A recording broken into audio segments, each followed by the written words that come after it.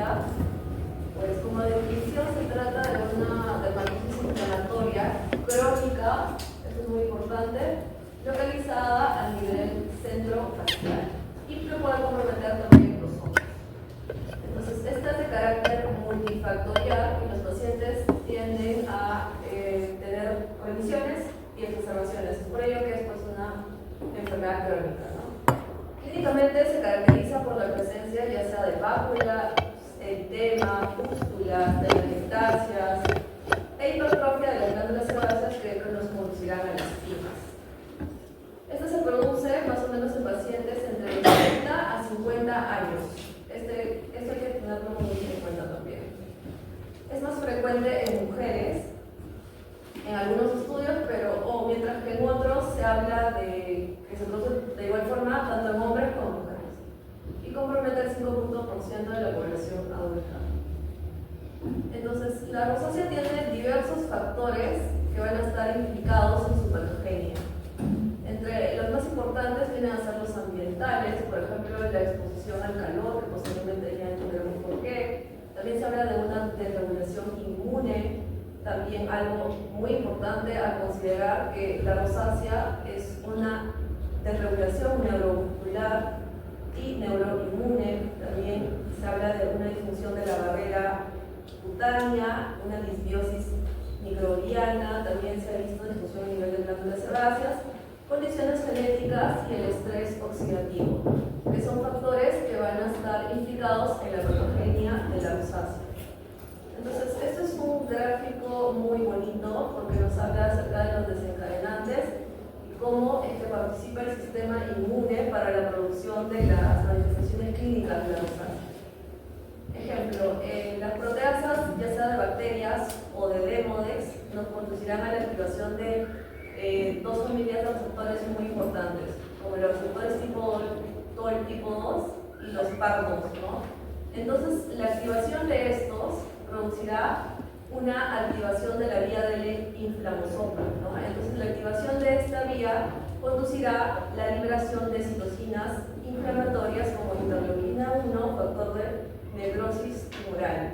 Entonces, todo ello conducirá a una respuesta inflamatoria para posteriormente esta respuesta inflamatoria condicionar a la activación de otro tipo de subfamilias de receptores. Entonces, nos quedamos en inflamación. Por otro lado, por ejemplo, el calor o altas temperaturas activarán la subfamilia de receptores matiloides, específicamente los tipo 1. También se ha visto que el consumo de ají, por contener capsaicina, también estimula a esta vía de receptores matiloides, específicamente el tipo 1, ¿no? Entonces, la estimulación de estos receptores lo que conducirá es a una inflamación neurogénica, es decir, a la activación de fibras nerviosas simpáticas. Entonces, al activar estas fibras nerviosas, se liberarán péptidos vasoactivos, como por ejemplo la sustancia P. Entonces, la sustancia P lo que condicionará es a la presencia de una vasodilatación. Se habla de vasodilatación, pero esto no es lo más importante, porque lo que condicionará en realidad es la presencia de dolor. Por ello que en algunos pacientes pueden reportar la presencia también de dolor, ¿no? Pero esto no es algo frecuente, pero igual es para tenerlo en cuenta, ¿no? Más o menos cómo se produce. Entonces, también vemos que el estrés es un factor desencadenante importante porque activará la vía, pero en este caso de los receptores de quinacin tipo 1. Entonces, estos receptores lo que condicionarán también es una inflamación neurogénica. Entonces, esta inflamación neurogénica liberará sustancias vasoactivas de la misma forma que la activación de los receptores amiloides y lo que desencadenará, pues, con esta inflamación de estos receptores, la producción, en el caso de receptor, que también vemos que hay una vía de inflamación, lo que va a desencadenar es la producción de factores proangiogénicos. Entonces, si hay producción de factores proangiogénicos, lo que tendremos nosotros es la presencia de nuevos vasos sanguíneos, ¿no? Entonces, la expresión clínica van a ser las telangiectasias. Entonces, esta es la explicación de por cómo se producen las telangiectasias en la rosácea.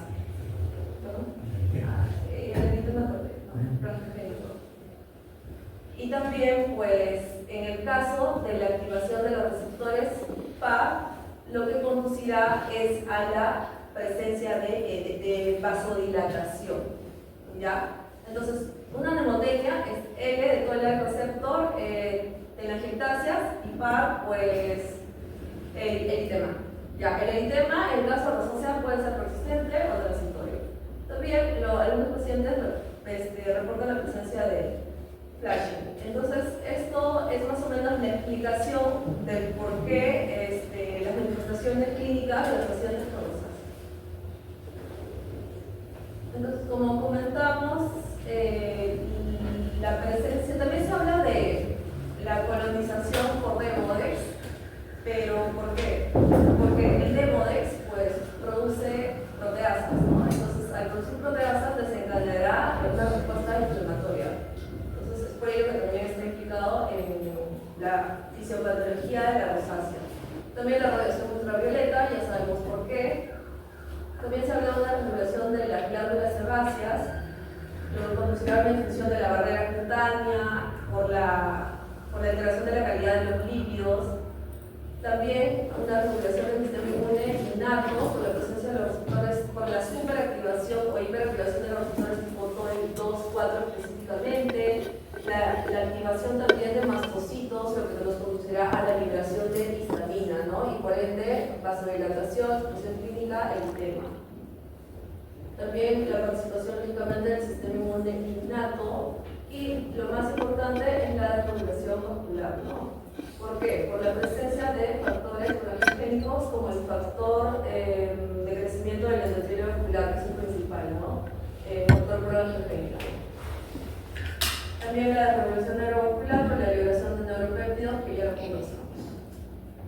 Entonces, en resumen, los factores desencadenantes de la rosácea son principalmente ambientales, y esos pueden ser por calor, por exposición solar, cambio brusco de temperatura. También se habla que aparte del calor, el estar expuesto a climas muy fríos también condicionan pues, la clínica de la rosácea. También de alimentos como el alcohol, las comidas picantes por la presencia de capsaicina o bebidas muy calientes, ¿no? También se habla de una relación con el chocolate.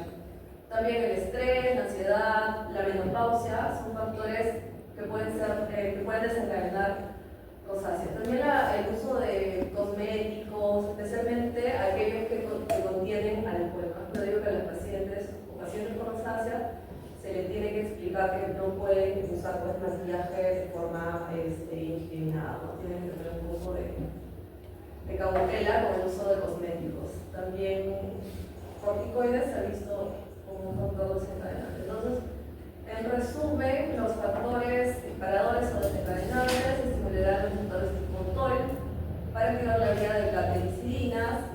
Entonces, habrá una liberación de péptidos y también una disfunción neurovascular que conducirán a la vasodilatación, que finalmente nos mostrará como una expresión clínica el eritema, el flashing, la inflamación, la presencia de fibrosis y la activación del sistema neurosensorial. Entonces, ahora la asociación de microbios y el desarrollo de rosácea. Se habla de que en pacientes con rosácea hay una mayor presencia o cantidad de Demodex trifluoride. Entonces, pero algunos de los artículos, la mayoría de artículos aún no encuentran una asociación clara. Pero en algunos estudios se ha visto que al tratar el Demodex, pues se vio una mejoría de las lesiones de la rosácea, ¿no? Entonces, de allí nace la interrogante si realmente hay una asociación directa de la presencia de Demodex con rosácea, pero aún es algo que está en incógnita. También se ha visto que hay una posible correlación entre la infección por Helicobacter pylori y rosácea. Sin embargo, esto también es controversial, ¿no? Ya que hasta el momento aún no hay evidencia que sustente su asociación como tal, pero los estudios apuntan a buscar, ¿no? Si hay una asociación entre el Helicobacter pylori y rosácea. Ahora, para hablar de los tipos clínicos, en el 2002 se habló de una clasificación, ¿no? Entonces se clasificó como rosácea dermatotelestática aquellos pacientes que presentaron predominantemente eritema, ¿no? Es decir, su carita puede ser, está roja, con telangiectasias. Todos sabemos que es telangiectasias. Y la ubicación de la rosácea es predominantemente centrofacial. Ahora, aquí llamamos rosácea papulopustular, aquellos pacientes que presentan pues pápulas y pústulas, ¿no? Y también van a ser una ubicación centrofacial, se puede estar comprometida la mejilla, la nariz, el mentón, ¿no? Ahora hablamos de las fimas, ¿no? Que eso se produce por una hipertrofia de las glándulas sebáceas, y entonces esto condiciona ya a una desfiguración anatómica, ¿no? Y las fimas no solamente están presentes en la nariz, también pueden estar presentes en el mentón, en las orejitas. Y también se habla de una rosácea ocular cuando hay compromiso de, obviamente, del globo ocular, ¿no? Entonces acá vemos fotos clínicas. ¿A alguien le gustaría participar, inscribir las lesiones, lo que puedo observar más o menos en estos pacientes?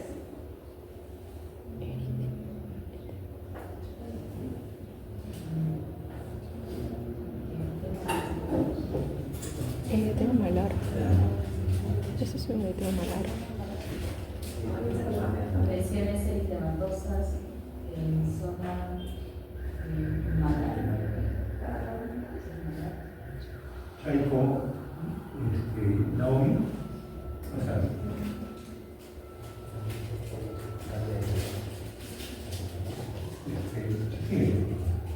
Ya, entonces, como nos podría activar la presencia del tema, ¿no? Tenemos que este tema pues es centrofacial, ¿no? Y eso es algo característico de la rosácea. Entonces, cuando llega con consultas o ceros, cuando ustedes tengan la oportunidad pues, de diagnosticar pacientes, si uno tiene un paciente con estas características clínicas, pues pensar en rosácea. En el caso de este paciente, ¿alguien por favor podría describir las lesiones? Son las que observan. Asakya, Sheila, Barturén,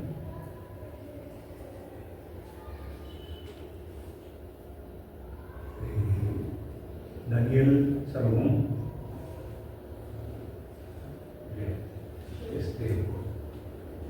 sigue. Ya, entonces vemos, ¿no? Lesiones oculares, papulares sobre un fondo eritematoso, ¿no? Y de ubicación centrofacial. Específicamente se trata de una rosácea papulopustular. Lo que nosotros encontramos clínicamente es lo que da nombre al tipo de rosácea. Si es eritema o telangiectasia, entonces es una rosácea eritematotelangiectasia. Así vemos pápulas y pústulas, rosácea papulopustular. Es bien simple.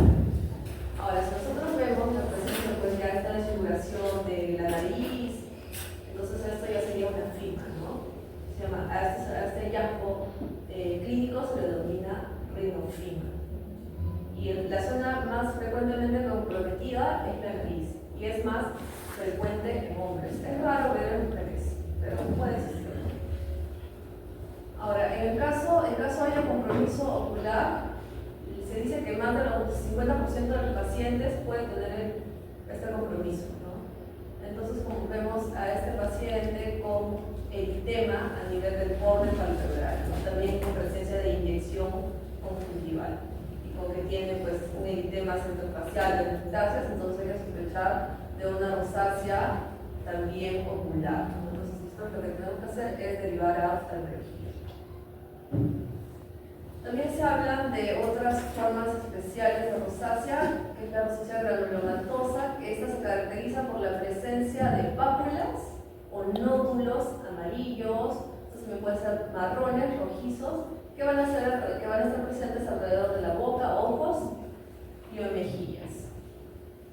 Sin embargo, algunos dermatólogos prefieren considerarla una dermatitis granulomatosa distinta a la rosácea, porque esta generalmente no suele asociarse a eritema y las lesiones no suelen encontrarse en la zona pues, habitual de la rosácea, que es la centrofacial. Entonces, si nosotros tomamos una biopsia, lo que nosotros encontraremos es la presencia de un granuloma con un microabsceso central y una necrosis con vacuolas vacías rodeadas de osteocitos, ¿no? También se ha visto la presencia de lesiones extracutáneas. Ahora, otra forma especial es la rosácea fulminans, también denominada pioderma facial. Esta es una dermatosis grave que está caracterizada por la presencia súbita de pápulas, pústulas y nódulos concluyentes. Entonces tiene complicaciones como muerte fetal en caso se trate de una paciente constante. También se asocia a síndromes psiquiátricos como depresión mayor, ansiedad, o también puede ocurrir una perforación ocular de la córnea, ¿no? Donde sí puede funcionar a cicatrices. Ahora, como para una comparación entre granulomatosa y fulminante, ¿no? Se produce en ambos sexos. En el caso de la granulomatosa, los síntomas predominantes serán pápulas o nódulos amarillos, marrones o rojizos. En el caso de la fulminante, serán pápulas, pústulas en este caso, nódulos muy inflamados que van a confluir, ¿no? La localización, en el caso de la granulomatosa, será en zonas periofaciales, es decir, alrededor de la boca, de los ojos y mejillas. Principalmente, también puede comprometer la espalda, cuerpo cabelludo, orejas, cuello. Y en el caso de la rosácea fulminante, se presenta principalmente en frente, mejillas y cuello. En el caso de la granulomatosa, las lesiones suelen ser menos inflamatorias. Y en el caso de la rosácea fulminante, esta será grave, súbita, las lesiones van a ser muy inflamatorias y pues tiene un riesgo muy alto de dejar cicatrices. En el caso de la granulomatosa, hasta un 15% de los casos puede existir lesiones más allá del rostro, ¿no? Y en el caso de la rosácea fulminante, puede lograr un cuadro de rosácea leve y evolucionar rápidamente.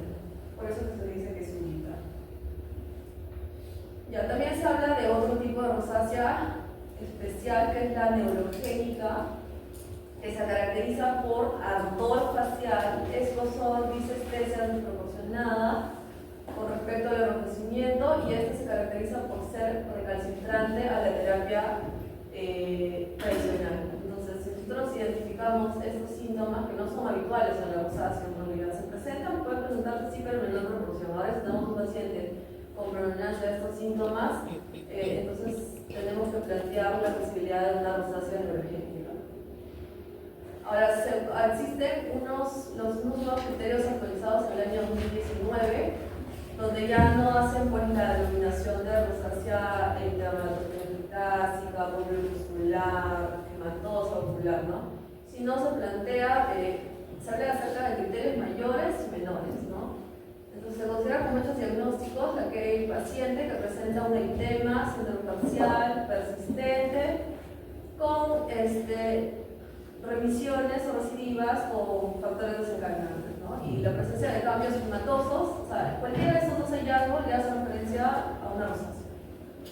Solamente para complementar la idea, lo que vimos anteriormente es que máculo, metastásica, postular, ocular, hematosa, sigue siendo usada, sobre todo en la clínica, pero eso es cómo hacer el diagnóstico de rosácea. A ver si quieren poner de acuerdo qué es rosácea y cómo hacer el diagnóstico, ¿no?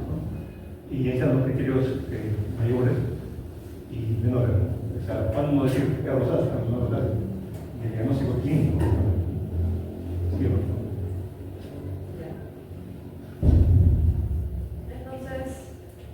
También puede existir rosácea en niños, claro que sí, pero eso se da ya en una menor proporción, ¿no? Porque la rosácea, pues como mencioné al inicio, se da en pacientes entre los 30 y 50 años, ¿no? Es un grupo de realmente contrario. Ya. Los niños pueden tener el patrón teleclitásico, también pápulo muscular, también una rosácea perificial, ¿no? Es decir, la presencia de lesiones pero alrededor de, por ejemplo, en este caso, de la zona perical. También puede presentar rosácea granulomatosa, compromiso ocular. ¿Qué tipo de rosácea es más frecuente? Es la pápula muscular, en el caso de los niños. La granulomatosa es rara y se asocia a una aplicación de corticoides, pero en este caso por un tiempo prolongado. Las manifestaciones oculares también suelen ser comunes e incluso pueden preceder a infecciones cutáneas. Entonces, ¿cuáles son los criterios diagnósticos para nosotros? Pues pensar que se trata de una rosácea en niños, hay que tomar en cuenta dos de los siguientes criterios.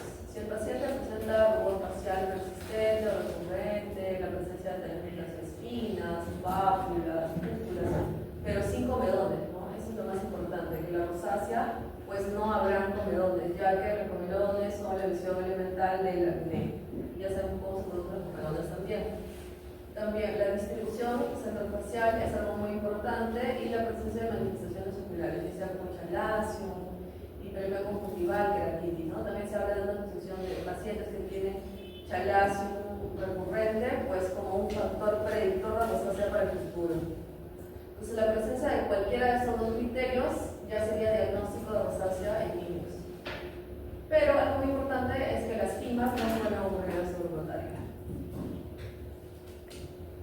Ya, ahora respecto al tratamiento, como vimos al inicio de la patogénesis de la rosácea, que es pues, ¿no? Desencadenada también, un factor desencadenante, pues nosotros tenemos que indicarle al paciente el uso de un protector solar, ¿no? Y ese tiene que ser de amplio espectro. El bloqueador pues, se debe usar de manera diaria, especialmente en estos pacientes, y se recomienda que deben ser bloqueadores físicos que contengan dióxido de titanio, óxido de zinc, ya que estos componentes van a permitir una mejor tolerancia en la mayoría de pacientes. Entonces, ahora para el tratamiento, si nosotros identificamos un paciente con rosácea dermatotelefactásica, nosotros podemos usar un tratamiento tópico, ¿no? Por ejemplo, podemos usar primolirina, que es un vasoconstrictor, o podemos hacer uso pues, también de otras alternativas tópicas, como podemos hacer en el cuadro. Como tratamiento complementario, podemos hacer uso de. Puede ser cautelización transmucasa, se puede untar por ello, también la lulé, ¿no? También se habla de TDIA. Bueno, estos son otro tipo de terapias, ya, pero ya, sí también pueden funcionar. En el caso de la rosácea papulopustular, que es una, pues, se caracteriza por su presencia de lesiones mucho más inflamatorias, pues ya podemos hacer uso de terapias tópicas, como por ejemplo metronidazol, ivermectina, ácido acelaico, y hacer diversas combinaciones, ¿no? Que también se puede asociar a tratamientos sistémicos. El tratamiento sistémico de primera línea es la doxiciclina, pero en dosis subantimicrobianas. ¿A qué llamamos dosis subantimicrobianas? Cuando la doxiciclina es menor a 40 miligramos, ¿no? Sin embargo, lo que nosotros tenemos acá en el hospital es de 100 miligramos. No es la dosis pues, ideal, pero funciona, ¿no? También funciona. Porque lo óptimo sería hacer uso de dosis antimicrobianas. Y otras terapias alternativas sistémicas también se ha visto una buena respuesta con el uso de isotretinoína, pero en dosis bajas. Ahora, en el caso de la rosácea fibromatosa, ya tendríamos que hacer uso pues, de tratamientos sistémicos, ¿no? Acá pueden funcionar doxiciclina o isotretinoína, ¿no? Principalmente isotretinoína. También podemos hacer otro tipo de procedimientos, en este caso ya serían estéticos, ¿no? Como por ejemplo el láser CO2 o una dermoabrasión. Y ahora en el caso de presentarse rosácea ocular, lo correcto puede ser derivarlo al oftalmólogo y las terapias que se podrían usar pues, son antibióticos sistémicos, también se ha visto, se puede usar cefalorina en solución oftálmica y lógicamente